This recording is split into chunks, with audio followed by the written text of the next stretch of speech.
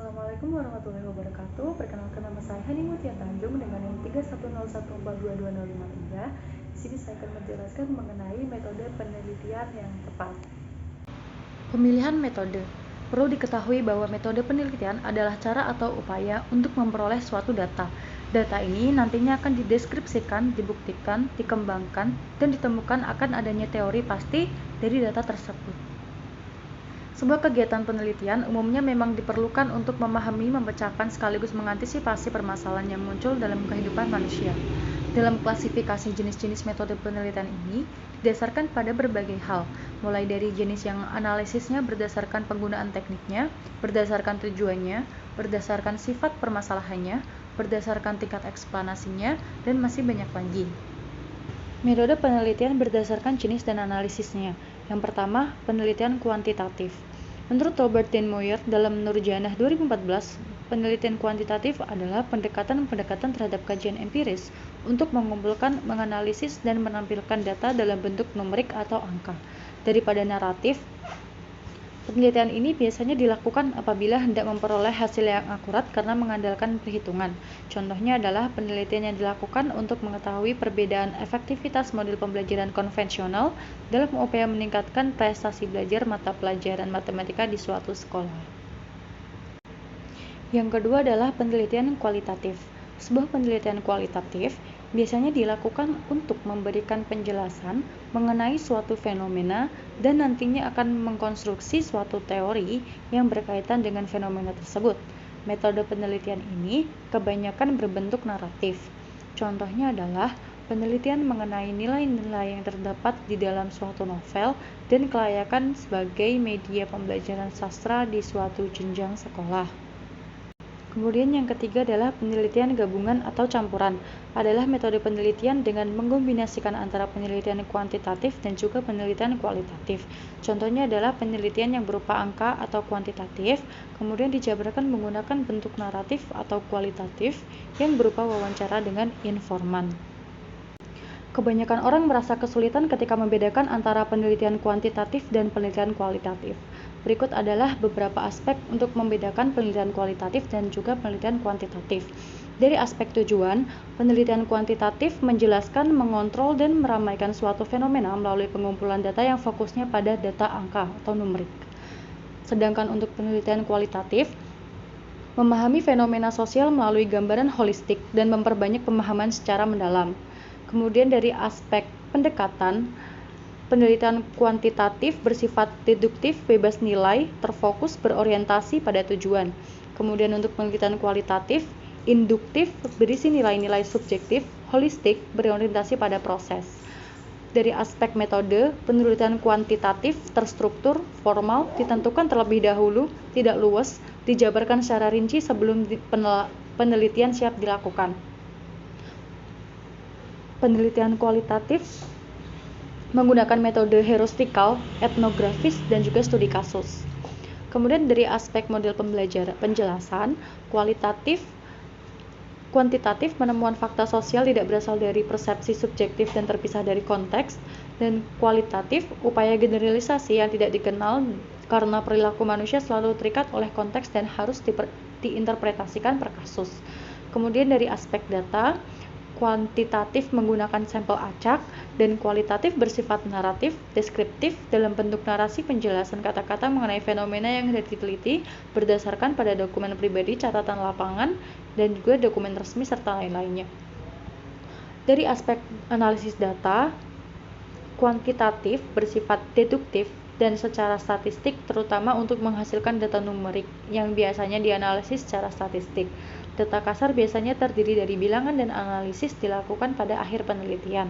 Kemudian kualitatif, induktif menggunakan model teori konsep dan juga metode perbandingan tetap. Biasanya ada data akan dianalisis secara deskriptif yang sebagian besar berasal dari wawancara serta catatan pengamatan.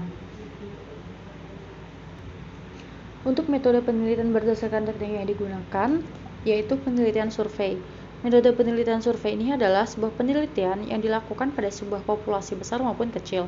Data yang dipelajari nantinya adalah sampel dari populasi tersebut, yang kemudian akan ditemukan kejadian-kejadian relatif, distribusi, dan hubungan-hubungan antar variabel baik secara sosiologis maupun psikologis.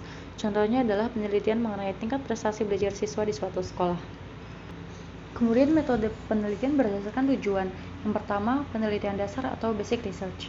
Dalam metode penelitian ini, biasanya diperuntukkan bagi pengembangan ilmu suatu pengetahuan dan diarahkan pada pengembangan teori untuk menemukan sebuah teori baru. Penelitian ini lebih fokus untuk mengetahui, menjelaskan, dan juga memprediksi fenomena-fenomena yang terjadi di kehidupan manusia, baik itu alam maupun sosial. Contohnya adalah penelitian dasar yang berkaitan dengan bidang psikologi dan pendidikan, yakni penelitian tentang faktor-faktor yang mempengaruhi sikap dan perilaku manusia. Kemudian yang kedua, penelitian terapan. Metode penelitian terapan merupakan jenis penelitian yang hasilnya dapat secara langsung diterapkan untuk memecahkan suatu permasalahan yang tengah dihadapi. Penelitian ini umumnya menguji manfaat dan juga teori-teori ilmiah sekaligus mengetahui akan hubungan empiris dan juga analisis dan bidang dari studi tertentu. Contoh penelitian terapan yaitu berkaitan dengan pendidikan. Ini tentang bagaimana cara meningkatkan minat baca siswa dan juga menguji teori ilmiah tentang faktor-faktor yang mempengaruhi motivasi siswa untuk belajar. Kemudian yang ketiga, penelitian evaluatif. Metode penelitian ini adalah bagian dari penelitian terapan, tetapi lebih fokus pada kegiatan mengukur keberhasilan akan suatu program, produk, atau kegiatan tertentu. Biasanya penelitian ini dilakukan oleh unit atau lembaga tertentu, contohnya penelitian mengenai kualitas guru pada waktu sebelum dan sesudah mengikuti program profesi. Selanjutnya, metode penelitian berdasarkan sifat permasalahannya. Yang pertama, penelitian deskriptif. Dalam metode penelitian ini, nantinya pihak peneliti akan berusaha memberikan secara sistematis dan cermat mengenai fakta-fakta aktual serta sifat dari populasi tertentu. Sesuai namanya, maka cara penyampaiannya adalah dalam bentuk yang deskriptif. Kemudian yang kedua, penelitian perkembangan. Metode penelitian ini nantinya akan menyelidiki pola dan proses pertumbuhan atau perubahan akan suatu hal sebagai fungsi dari waktu. Kemudian yang ketiga, penelitian kasus dan penelitian lapangan. Metode penelitian ini fokus pada suatu kasus secara intensif dan terperinci mengenai latar belakang keadaan yang tengah dipermasalahkan.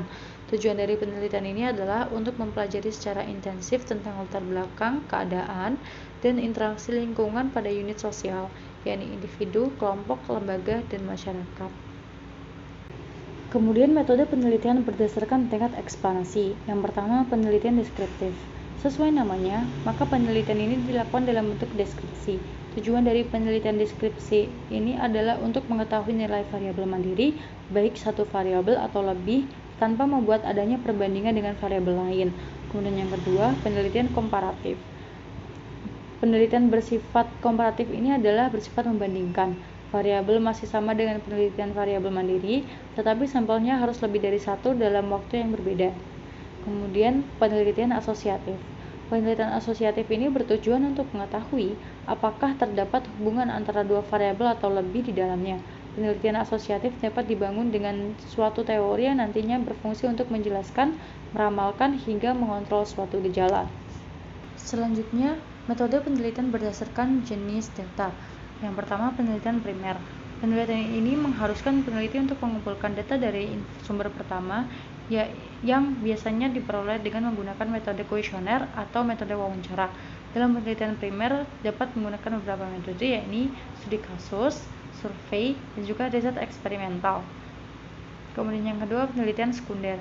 Penelitian ini menggunakan bahan data yang bukan berasal dari sumber pertama, sehingga cenderung menggunakan studi keputusan. Pada studi keputusan biasanya untuk penelitian kualitatif, yang mana data dikumpulkan dari suatu lembaga atau survei telah dilakukan sebelumnya, perpustakaan, hingga lembaga-lembaga yang memiliki pustaka data serupa. Metode penelitian berdasarkan tempatnya. Yang pertama, penelitian laboratorium. Sesuai dengan namanya, maka penelitian ini dilakukan di tempat laboratorium yang biasanya dilakukan dalam bidang ilmu eksakta, terutama pada jurusan dokter, elektrosipil, biologi, gizi pangan, dan lain-lain. Contohnya adalah penelitian yang ada di bidang biologi mengenai alat pernapasan untuk beberapa jenis hewan. Kemudian yang kedua, penelitian lapangan. Lapangan yang dimaksud bukanlah tempat lokasi tanah lapang, tetapi penelitian ini dilakukan di lokasi peragat secara langsung. Biasanya penelitian ini dilakukan oleh para ilmuwan sosial dan ekonomi dengan masuk langsung ke masyarakat atau kelompok manusia di tengah menjadi objek penelitiannya. Kemudian yang ketiga, penelitian perpustakaan. Penelitian ini tentu saja dilakukan di perpustakaan, biasanya melakukan kajian terhadap literatur, terutama pada penelitian yang dilakukan jurnal atau sumber-sumber yang tersedia di perpustakaan. Kemudian metode penelitian berdasarkan bidang yang diteliti. Yang pertama, penelitian sosial. Penelitian sosial adalah penelitian yang secara khusus diperuntukkan pada bidang sosial seperti ekonomi, hukum, pendidikan, sosiologi, dan lain-lain. Kemudian yang kedua, penelitian eksakta. Penelitian ini adalah penelitian yang secara khusus diperuntukkan pada bidang eksakta seperti kimia, fisika, biologi, elektromatematika, dan lain-lain. Yang kedua, penelitian berdasarkan keilmiahannya. Yang pertama, penelitian ilmiah. Sesuai dengan namanya, maka penelitian ini bersifat ilmiah dengan memperhatikan kaidah-kaidah pokok ilmiah. Maksudnya, pokok pikiran yang dikemukakan dalam penelitian tersebut harus disusun secara sistematis dan menggunakan pembuktian yang meyakinkan. Kemudian yang kedua, penelitian non-ilmiah. Kegiatan penelitian jenis ini pelaksanaannya tidak menggunakan atau memperhatikan kaidah-kaidah ilmiah. Kemudian yang terakhir adalah metode penelitian berdasarkan bidang atau ilmu. Yang pertama, penelitian bisnis. Penelitian ini membahas mengenai hal-hal di bidang bisnis mulai dari akuntansi, manajemen, pemasaran, keuangan, dan lain-lain. Akuntansi merupakan penelitian tentang proses atau prosedur, praktik, dan sistem pengendalian anggaran, metode pembiayaan, inventory, depresiasi, dan juga sebagainya. Keuangan penelitian tentang operasi lembaga keuangan, rasio-rasio keuangan, merger dan akuisisi, dan sebagainya. Kemudian manajemen merupakan penelitian tentang sikap dan perilaku karyawan, manajemen SDM, manajemen produksi atau operasi, rumusan strategi, sistem informasi, dan sebagainya. Kemudian pemasaran merupakan penelitian tentang citra produk, periklanan, distribusi, penentuan harga, kemasan, preferensi konsumen, pengembangan produk baru, dan sebagainya. Kemudian yang kedua, penelitian hukum. Penelitian hukum tentu saja sebuah penelitian yang membahas mengenai hal-hal di bidang hukum. Contohnya adalah penelitian tentang hukum perdata, hukum pidana, hukum tata negara, dan hukum internasional yang berlaku di masyarakat. Kemudian yang ketiga, penelitian komunikasi. Penelitian ini tentu saja akan membahas mengenai hubungan dengan bidang komunikasi. Contoh, penelitian tentang komunikasi massa, komunikasi bisnis, kehumasan, dan periklanan. Kemudian penelitian ekonomi.